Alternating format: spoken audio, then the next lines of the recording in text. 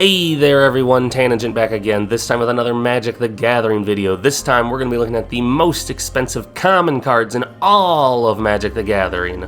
Now to stop this from just turning into a list of the 10 most expensive commons from all of Alpha, which is what it would have been otherwise, I'm going to put some restrictions on what sort of cards can be on this list. First and foremost, we're going to be going with only the modern card frame, so from 8th edition and onward are the common cards that we're going to be looking at. We're also going to be cutting out any commons that were only ever printed in foil or was only in a very small set like a Commander's Arsenal. I'm specifically talking about the foil Command Tower and Rhystic Study from that set. Both of those little hotties went for about $75 to $100 right now. I basically want this to be a top 10 list of cards that any Magic the Gathering player can just go dig through their collection and find a handful of, cool $5 bills or so. And right before we get started, I do want to say that the most expensive actual common in all of Magic the Gathering is, you guessed it, Lightning Bolt from Alpha. Market price $371.99 and a listed price that's all too perfect. I'm not even making this up. It was on TCG Player, $420.69. Giggity. Coming in at number 10, we've got the cool collected Boreal Druid from Cold Snap. Boreal Druid is an elf druid. It costs 1 green to lay. It's a 1/1 and it says tap, add 1 to your mana pool. It's basically a much cooler version of Llanowar Elf. Now this frosty little fella will fetch you a market price of $4.58, or the lowest listed price that I could find was $4.48. Now this is because he's only ever been printed in Cold Snap, and the fact that he's only ever been printed in one set is the real reason behind his price tag, because he doesn't see any play in any competitive decks at all, basically just in your lousy Snow Commander decks. I'm a proponent of it. I bought a tricked out foil version of it. It's pretty nice. On to number 9. Next up at number 9, we've got Counterspell, the one from Commander Legends, and explicitly the extended art version of it. Magic players young and old, we all know what Counterspell does. It says it in the name. I don't need to tell you what it does. It's Jace doing a hula hoop. It's the best art out there. At least he's actually getting some physical exercise for once, that pasty little mill magician. This extended art version of Counterspell is currently fetching a price of $4.86 market price on TCG Player, and the lowest listed price I could find was $5.49. Counterspell was great when it was printed. Counterspell is still great today. It's never going to go out of style, sees play all over the place in Commander. It's basically a prerequisite if you're going to build any kind of blue deck, and I don't think there's any much more to say about it. Clocking in at number 8, we've got a collection of corpse-loving cultist critters named Shadowborn Apostle. These little fellas are so tight-knit in their little cult that you can have any number of them in your deck, very much akin to relentless rats in the past and persistent petitioners of the now. They've also got this nifty little ability where you pay 1 black, sacrifice 6 of them, and then search your library for a demon creature card and put it onto the battlefield, and then you shuffle your library. Obviously. These cards were printed in M14 alongside Shadowborn Demon, a 5-drop 5/6 flyer which when it enters play destroys target non-demon creature. But at the beginning of your upkeep, if you have fewer than 6 creatures in your graveyard, you must sacrifice a creature. I always thought that this guy was a little underappreciated. I thought he was always a decent little backdraw demon. Although if we're basing on price tag, he goes for 79 cents, whereas Shadowborn Apostles go for market price of $5.34 and a listed price of $4.97. So in a cruel twist of fate and irony, it actually takes 6 Shadowborn Demons to make 1 Shadowborn Apostle. In at number 7, we've got the poster child of the Commander format. That's right, we're talking about Command Tower from Commander Legends, the extended art edition.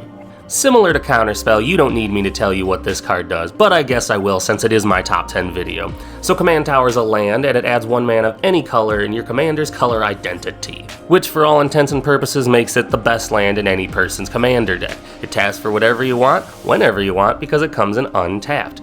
The extended art version of this card clocks in at $5.49 market price and a lowest listed price being $5.06. A crisp $5 bill and you can have any mana you've ever wanted? I think I'll take that offer. Wouldn't you? Marching in at number 6, we've got the only card on the list that I actually had to look up why it was as expensive as it was, and that is Muddle the Mixture from Ravnica City of Guilds. Muddle the Mixture is an instant that costs 2 blue and says counter target instant or sorcery spell.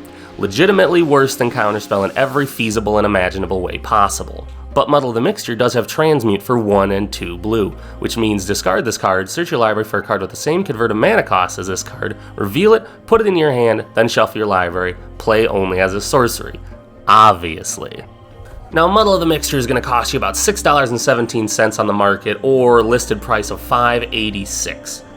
And after doing a little bit of my homework, I discovered that not only is this the only printing of Muddle the Mixture from Ravnica City Guild, but it is also a mainstay in many Pauper Fog decks, where it's either used as its counterspell self, used to search up a fog, or to go grab Jace's Eraser, which is apparently the win con for the deck. The more you know. We're at the halfway point now at this seductive little sorcery in Night's Whisper. The version of Night's Whisper we're going to be talking about today is the one from the Mystery Booster Packs, the convention version. So this is going to be the first card on this list that kind of breaks my own rules, in the fact that these are cards that are, readily available to people. But I think, there's a decent amount of people that go to these conventions. I think that this is fair to put on here, seeing as that if you did go to the convention, you were able to get some of these cards. And if not, well, sucks to be you. Night's Whisper is a sorcery for 1 and a black and says you draw 2 cards and you lose 2 life. The mystery booster version of Night's Whisper goes for $6.58 on the market, or a listed price of a cool $5. The reason for that hefty price tag is that outside of being the older Chad brother of Sign in Blood, it's also a mainstay in black control and mid-range decks in the Pauper format. In at number 4, we've got Nature's Lore, again from the mystery booster packs that you can get at the conventions. Y'all better get used to me saying that, because 4 of the top 5 are mystery booster pack cards.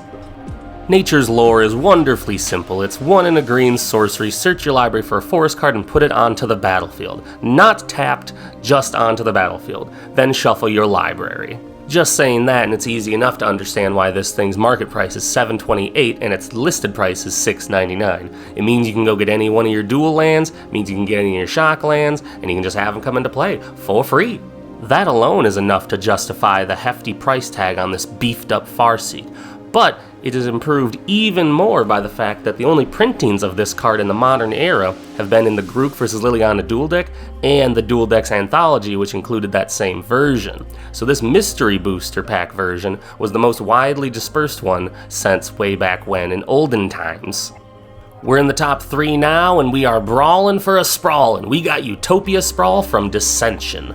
This nifty little 1-drop green enchantment enchants a forest, and when it does, you choose a color. And whenever the enchanted forest is tapped for mana, its controller adds 1 mana of the chosen color to his or her mana pool. On the surface, this is a fairly innocent looking little enchantment, but when you combine it with the power of the meaty Arbor Elf, you can kinda get a runaway with some mana, especially when you stack more than 1 Utopia Sprawl on the same forest.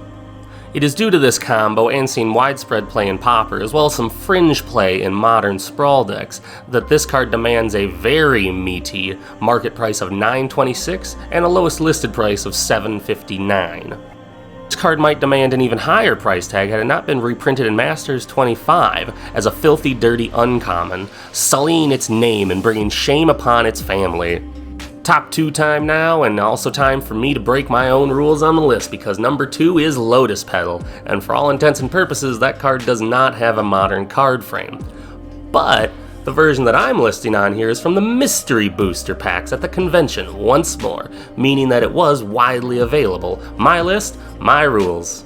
Now, Lotus Pedal is a beautiful, luscious flower of a card. 1/3 of a card, actually. A Black Lotus, because this one costs 0, like Black Lotus, but it only adds 1 mana of any color to your mana pool instead of 3. But, hey, free mana is free mana, so I'm not going to argue with it. Now, even being in the same sentence as Black Lotus bumps your market price all the way up to $14.74, but the listed price is a little bit easier with about $8.90. Also adding into the price tag is seen play in Legacy and Vintage Storm, Legacy Show and Tell amongst other combo decks, as well as Pauper Reanimator. The card just does it all, it slices and it dices. And here we are, we've made it to the number 1 spot, the most expensive common in all of Magic the Gathering history, at least for the parameters that I set up around this list, which is kinda dumb, but hey, that's okay. We have got Priest of Titania, the Mystery Booster Pack version from the convention, obviously. She clocks in at a market price of $18.93, and the lowest listed price being $13 even, the absolute luckiest amount of money you would ever want to pay for this critter. Priest of Titania is a 1/1 elf druid for 1 and a green that says tap, add green to your mana pool for each elf on the battlefield. Now I shouldn't have to tell you that her ability makes her prime fodder to be used in any Pauper elf deck or Commander elf deck, although she's mostly just used to get a Craterhoof behemoth out, which is not an elf by the way, but hey, you can be a flavor fail and a money winner, doesn't matter. Anyway everybody, that's been my top 10 list of the most expensive commons in all of Magic the Gathering history. Do you agree? Do you disagree? Or do you just not care and you're just gonna go start digging through all of your draft shaft and seeing if you can find some of these little sweeties? Don't forget to like, comment, subscribe. I've been Tangent, you've been awesome, and I'll catch ya.